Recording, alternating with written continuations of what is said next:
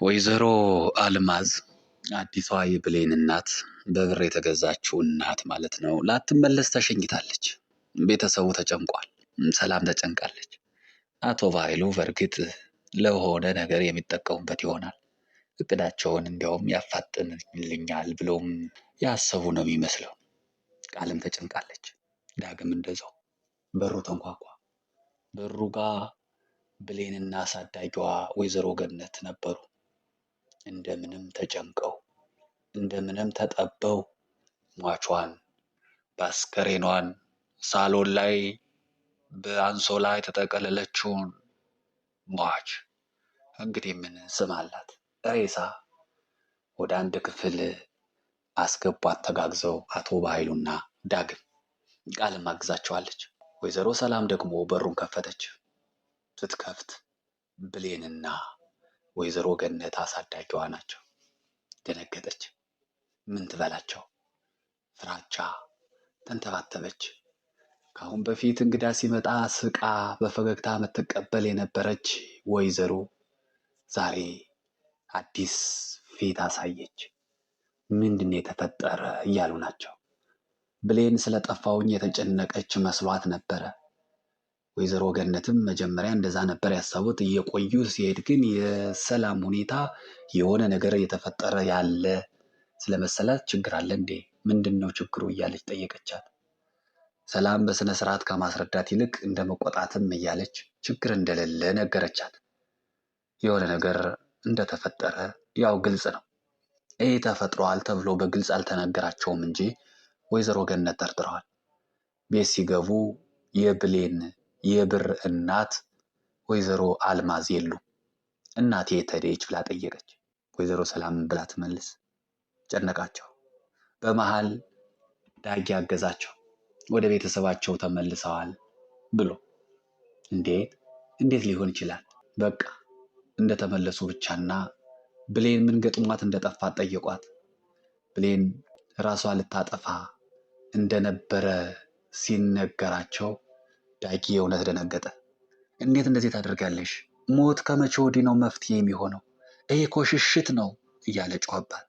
ሳይታወቀው በሰላምም በአሳዳጊዋ በወይዘሮ ገነት ፊት ማንም እንዳለ አልቆጠረም።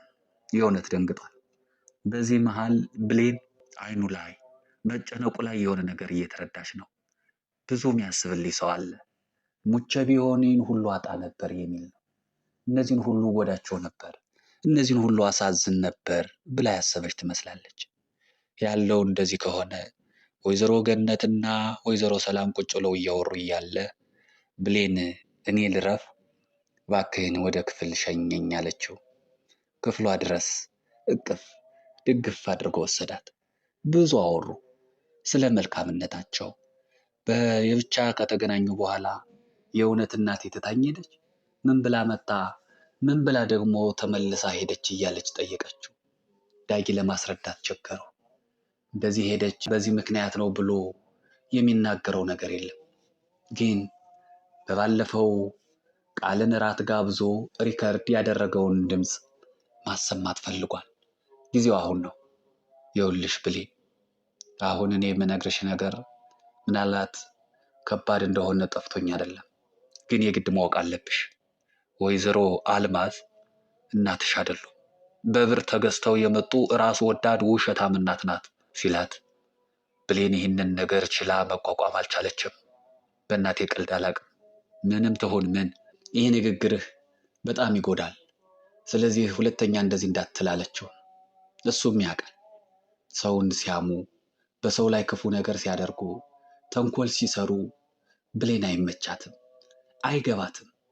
ዳጊም ይህ ነገር እንዳይገባት በዚህ ባህሪዋ እንድትቀጥል ለሁሉ እንዳዘነች ሁሉን እንዳመነች እንድትኖር መልካም ልብ ቆንጆ ልቧ እንዳይቆሽሽ መከራት። ግን እውነታ ነውና ይህን ነገር ማረጋገጥ ፈልጓል። በመረጃ ቮይሱን አሰማት። ብሌን ተገረመች። ሰው ግን እንዴት በዚህ ልክ ማስመሰል ይችላል? ምንም እኮ በብር የተገዛች ሳይሆን አምጣ የወለደች እናት የምታደርገውን ነው ስታደርግ የነበረው። በእሷ ምክንያት እውነተኛዋን አሳዳጊን እናት ላስቀይማት፣ ላስከፋት ራሷን እኮ በረኪና ጠጥታ ልትገድል ነበረ ስትለው ዳጊ ደነገጠ። የእውነት ወይዘሮ አልማዝ በረኪና ጠጥተው ሊሞቱ? አዎ፣ ያውም በዚህ በውሸት ታሪክ ምክንያት። እሷን ትቼ ከዚች በውሸት ከመጣችው ሴት ጋር ትሄዳለች ብላ አስባ እናቴን አጥቼ ነበር እያለች ተጨነቀች። በቃ አሁን ብሌን አንድ ነገር አምናለች። ቃል ይህንን ነገር ሆን ብላ እሷን ለማዋረድ እሷን ለማስከፋት የሰራችው እንደሆነ ነው ያወቀችው። ከቃል ጀርባ ማን አለ የሚለው ለጊዜው የታወቀ አይመስልም፣ ግን እውነታውን አውቃለች ብሌን። እሺ ከዛስ አብረን እናያለን። ወይዘሮ ገነት የብሌን በብር የተገዛችዋ እናት ማለት ነው። ወይዘሮ አልማዝ ወደ ቤተሰቦቿ ተመልሰዋል መባሉ ነገር አልተወጠላትም። ለምን? ሰላም ስትደነባበር ስትጨነቅ አይታታለች። ጫማዋንም አይታ ይህ እኮ የወይዘሮ አልማዝ ጫማ ነው ስትል አይ የኔ ጫማ ነው ብላ በስነ ስርዓት ከማስረዳት ይልቅ ቁጣ ወደ ተቀላቀለበት ፍርሃት ንግግር ስታደርግ ነበርና ወይዘሮ ገነት ጠርጥረዋል። ከአሁን በፊት የወይዘሮ ገነት ዘመድ ነው ተብሎ የተነገራት ስልክ ነበረና በዚያ ስልክ ደወለች። ወይዘሮ ገነት ተመልሳለች ብላ ስትጠይቅ እንዳልተመለሰች ተነገራት። በቃ የሆነ ነገርማ አለ። ሰላም ያለ ባህሪዋ እንደዚህ አይነት ጸባይ አታሳይም ነበረ። ስለዚህ የሆነ ችግር አለ እያለች ነው። ስለዚህ ወይዘሮ ገነት ጠርጥረዋል። በሌላ መልኩ ደግሞ ዳጊና ብሌን በሰላም ተነጋግረው ይቅርም ተባብለው ሁለቶችም ስለ መልካም ስራቸው ተመሰጋግነው ተለያይተዋል። ሌሎች ሁለት ተንኮለኞች የተንኮል አባቱ አቶ በኃይሉና ወይዘሪት ቃል ደግሞ እየተጨነቁ ናቸው። በተለይ ቃል በጣም እየተጨነቀች ነው። አሁን ምን እናደርጋለን? ሬሳ ተሸክመን መቼስ አንኖር። ኧረ ምንድን ነው የሚሻለው እያለች ነው። አቶ በኃይሉ ቀለል አድርጎ ሁሉም መፍትሄ ያገኛል፣ ተረጋጊ። ግን ጠቡ በምን ምክንያት ነው? ሰላም በምን ምክንያት ነው አልማዝን የገፈተረቻት ይላታል። ቃል እውነታውን አልነገረችውም። በቃ በአጋጣሚ እኔን ስትመታኝ ጊዜ ለምን ልጄን መታሻት ብላ ነው የገፈተረቻት ብላ አለፈችው። አቶ በኃይሉ ግን እውነቱን የነገረችው አልመሰለውምና ይህን እኔ ማጣሩ ይሆናል ብሏል። በመጀመሪያ ላይ ግን በኃይሉ ተሳስቶ መሪያ ከዚህ ቤት አልማዝ ከመጣች በኋላ ለመጀመሪያ ጊዜ የመጣ ከሞተች በኋላ ነው እና ሬሳዋን አልማዝን እስኪ ወደ አንድ ክፍል እናስገባት ሲል ሰላም በድንጋጤ መሃል በኃይሉ እንዴት ስሟን ሊያውቅ ቻለ ነው ወይስ ከዚህ ተንኮል ጀርባ እሱም አለበት ብላ ስትጠይቅ ቀድማ ቶሎ ብላ ቃል አተረፈችው። አይ እኔ ደውዬ ስለነገርኩት ነው እንጂ የሚያውቀው ነገር የለም አለች። ሰላም ነገሩን በዚህ ተወችው። እንግዲህ የተረዳዱ ነው የሚሸፋፈኑት። አሁን ሰላም ከብዙ ጭንቀት በኋላ እንቅልፍ ወስዷታል። እንቅልፍ ወስዷት ግን በሰላም መተኛት አልቻለችም። እያቃዣት ነው። ያው በእጇ ነፍስ ጠፍቷል። በጣም ጨንቋታል። ሲጨንቃት ብቻዋን በዚህ ጭንቀት ውስጥ መተኛ ስላልቻለች ተነስታ ብሌን ክፍል ሄደች። ብሌንን አስፈቀደቻት። እንቅልፍ እምቢ አለኝ፣ ጨነቀኝ፣ እባክሽን አንቺ ጋር ልተኛ አለቻት። ብሌንም በደስታ ነይ ተኝ፣ እንዲያውም እኮ እናቴ ሁሉ ነው የምትመስይኝ፣ ከአንቺ ጋር ስሆን ቅልል ይለኛል እየተባባሉ ነው። ሁለቶችም የበለጠ ከቃል ይልቅ ሰላም ብትሆን ብሌንን ነው የምታቀርበው። ያው ልጅሽ ነች ስለተባለች እንጂ የእውነትም እንደ ልጅና እንደ እናት አይደለም አክት እያደረጉ ያሉት። እሷም ከብሌን ጋር ተኝታለች። በኃይሉ ሰላምን ካስተኙበት ሶፋ ላይ ፈልጎ ሲያጣት የት ሄደች እያለ ይፈልጋል። ፈልጎ የታገኛት ብሌን ክፍል።